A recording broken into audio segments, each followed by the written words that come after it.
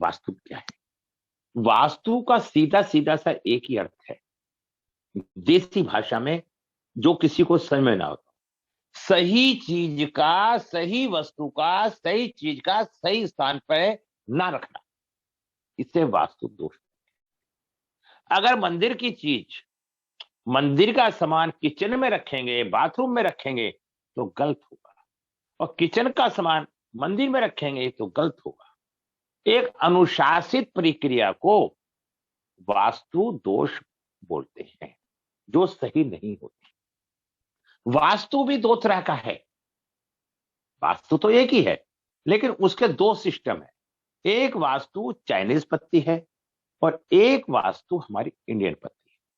अब इंडियन पत्ती में और चाइनीज पत्ती में क्या फर्क है, ये जानने का विषय है। चाइनीज पत्ती जो है, वो जो भी क्रिया कार्यक्रम होता है वो साउथ से होता है, साउथ से। और जो इंडियन पत्ती है, वो सारा का सारा कार्यक्रम पूरब से होता है, क्योंकि यहां पे जो हवाएं चलती हैं वो पूरब से काउंट होती है, और जो चाइना में हवाएं चलती हैं वो साउथ से होती है। दिशाएं एक ही होती हैं, उसका कैलकुलेशन करने का अपना अपना तरीका होता है। हम लोशो गिट पढ़ा रहे हैं, और हमें इसलिए लोशो गिट से ही जानना है कि फेंग शुई क्या होती है, वास्तु क्या होती है। फेंग शुई को चीन का वास्तु शास्त्र कहा गया है। फेंग शुई क्या होती है या वास्तु क्या होती है, बात एक ही है। चीन में फेंग शुई कहते हैं और हिंदुस्तान में वास्तु कहते हैं। लोशो गिट में इनका क्या महत्व है? आज पूरे विश्व में माना जाता है फेंग शुई का अर्थ है wind and water, wind and water, हवा और पानी। यानी कि हवा और पानी प्राचीन काल से ही दोनों शक्तियां प्रबल मानी जाती है। हवा और पानी का संतुलन, हवा और पानी का जो संतुलन है, जो वो बिगड़ जाता है तो वास्तु दोष हो जाता है। वास्तु शास्त्र के अनुसार दिशा परिवर्तन के द्वारा नकारात्मक ऊर्जा का सकारात्मक स्रोत बनाना ही वास्तु दोष या वास्तु को ठीक करना माना जाता है। नकारात्मक ऊर्जा को सकारात्मक में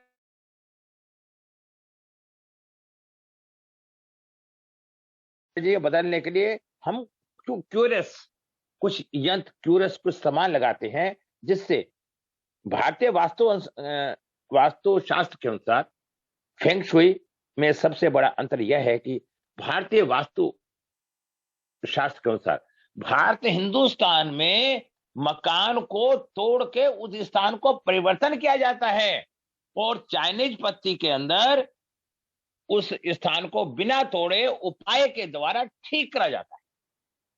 हिंदुस्तान की और चाइनीज की पत्ती में इतना प्राचीन काल से अनुभव किया जाता है, कुछ स्थान अन्य स्थान की अपेक्षा अधिक भाग्यशाली है। यदि हम घर के आसपास के वातावरण में परिवर्तन करते हैं, या घर के वातावरण के आसपास से परिवर्तन करते हैं, तो हमारे जीवन में भी बहुत सारी परिवर्तन होते हैं। जल, पृथ्वी, काष्ठ, अग्नि, हवा, धातु, इन 5 तत्वों को पॉजिटिव सर्किल ही फेंग शुई की रचना है।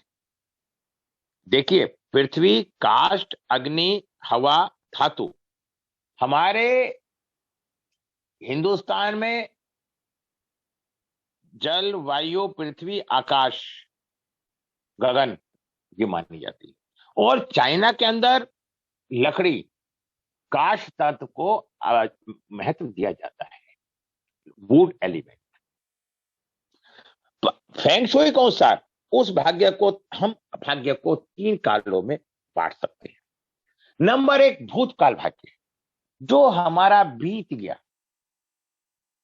वर्तमान भाग्य, जो प्रेजेंट, पास्ट, प्रेजेंट, फ्यूचर, और जो हमारे भविष्य में आएगा उसे हम भविष्य काल बोले। इसका मतलब क्या है दोस्तों, मैं थोड़ा सा समझाता हूं। हम पिछले समय को देखते हैं, वर्तमान में कर्म करते हैं, और आगे आने वाले समय के बारे में उस चीज को निर्धारित करते हैं। देखिए, भूतकाल, स्वर्ग द्वारा प्राप्त, भूतकाल का मतलब है स्वर्ग द्वारा प्राप्त भाग्य वो भाग्य होता है जिसे हम पिछले जन्मों के कर्मों के आधार पर पाते हैं। सितारों और ग्रह नक्षत्रों को आपके भाग्य के प्रभाव आपके पूर्व जन्मों के कर्मों के आधार पर प्राप्त भाग्य है। पूर्व जन्मों के कर्मों के आधार पे जो हमें भाग्य प्राप्त होता है, कोई पंडित या ज्योतिष उसे बदल नहीं सकता। वो तो प्रारब्ध निश्चित लिखा हुआ है, वो तो हमें मिलना ही मिलना है। वर्तमान भाग्य, मनुष्य द्वारा प्राप्त भाग्य वो भाग्य होता है जो मनुष्य वर्तमान में संघर्ष कर कर, कर्म कर कर, प्रयास कर कर जिस चीज की प्राप्ति करते है, वो व्यक्ति के वर्तमान पारितोष या वर्तमान भाग्य होता है। गलती या सही काम करेगा, जितना भी मेहनत करेगा, उसका फल उसे मिलेगा। अब तीसरा, भविष्य काल का भाग्य। पृथ्वी से प्राप्त भाग्य वो भाग्य जिसे मनुष्य अपने आसपास के वातावरण, दिशा, स्थान, फैक्ट्री, दुकान इत्यादि से प्राप्त करता है। पृथ्वी से प्राप्त भाग्य को संशोधित करता है। इसे पूर्ण रूप से अपने पक्ष में मोड़ा जा सकता है। इसे हम भविष्य काल कहते हैं। फेंग शुई का उद्देश्य यही है कि वातावरण को अपने पक्ष में मोड़कर सुख, समृद्धि और सौभाग्य लाना है। लोशो चमत्कारी वर्ग है, एक शक्तिशाली यंत्र है जो लोशो वर्ग के अनुसार 1 से 9 तक प्रयोग केवल एक बार होता है। इस वर्ग को हम 3 गुना 3 भागों में बांटते हैं। इसमें 1 से 9 अंक के अंक इस तरह आते हैं। सभी तरह का योग 15 आता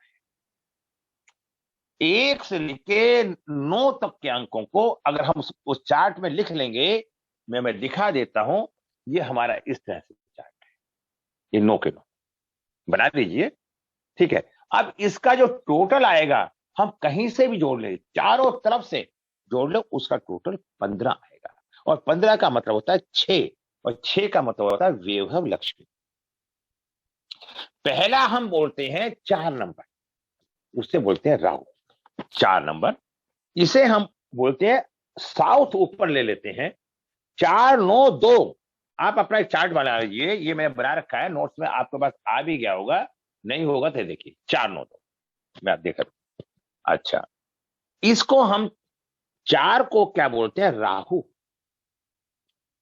4 को बोलते हैं राहु। ये किस किस का कारक है? कंठ तत्व, धन पूर्ति, स्त्री की बीमारी। यहां से ये सारी की सारी चीज देखते हैं। अगर आपके पास 4 नंबर है, उस व्यक्ति के पास धन चल के आएगा ही आएगा। संसार की कोई ताकत रोकेगी नहीं। ज्योतिष कितना सत्य है, ईश्वर वार्ता कितनी सत्य है कि पैसा चल के स्वयं आएगा। 9 नंबर यदि किसी के पास है, अब जैसे कि अब 2000 सदी आ गई, अब 9 नंबरों का अभाव है। 9 नंबर अगर व्यक्ति के पास है, उस व्यक्ति की इच्छा शक्ति बहुत ही प्रबल होगी और किसी भी काम को करने में सक्षम होगा, उसके भाव होंगे। अब आपको एक नई बात और बता दें। 1900 सदी में हर व्यक्ति के पास 19 था, और 1900 की सदी में हर व्यक्ति ने गड्ढा खोदकर पानी पिया है। लेकिन अब 2000 के बाद जितने बच्चे आ रहे हैं, ये लोग, इन्हें किराया मिला है, करना पड़ रहा है इन्हें। 2000 में जो बच्चे आए हैं, उनको घर का एनवायरमेंट, एजुकेशन माता पिता ने दिवाई है ना। 1900 से पहले के कितने बच्चे एजुकेटेड थे?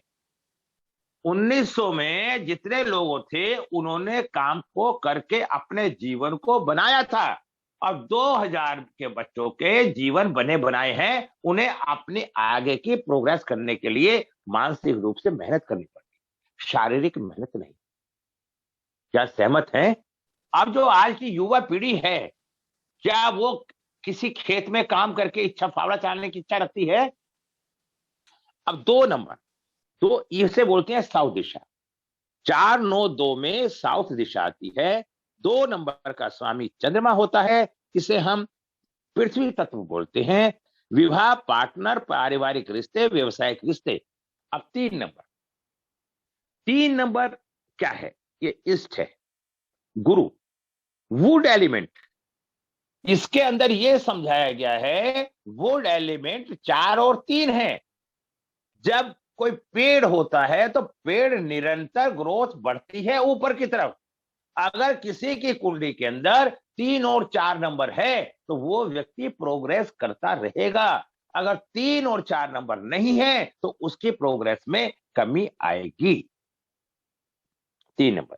5 नंबर ब्रह्म स्थान होता है, बुध तत्व, अर्थ, मेडिटेटर, कम्युनिकेशन। अगर 5 नंबर किसी के पास होता है तो उस व्यक्ति के पास कम्युनिकेशन स्किल अच्छी पाई जाती है। अगर 7 नंबर आपके पास है, 7 नंबर वाले व्यक्ति ओवर साइंस में आते हैं। 8 नंबर शनि का होता है। शनि हमें मेहनत करनी सिखाता है, संघर्ष, पीड़ा, नौकर चाकर और सव्य के द्वारा मेहनत करनी सिखाता है। 1 नंबर जल तत्व होता है, नए अवसर, लाभ मिलते हैं और इसका स्वामी सूर्य होता है। 6 नंबर शुक्र होता है, लग्जरी लाइफ, बैंकिंग सहयोग, मनोरंजन, घूमना फिरना, पार्टनरशिप का होना, समाज का सहयोग होना, ये सारा का सारा 6 नंबर देता है।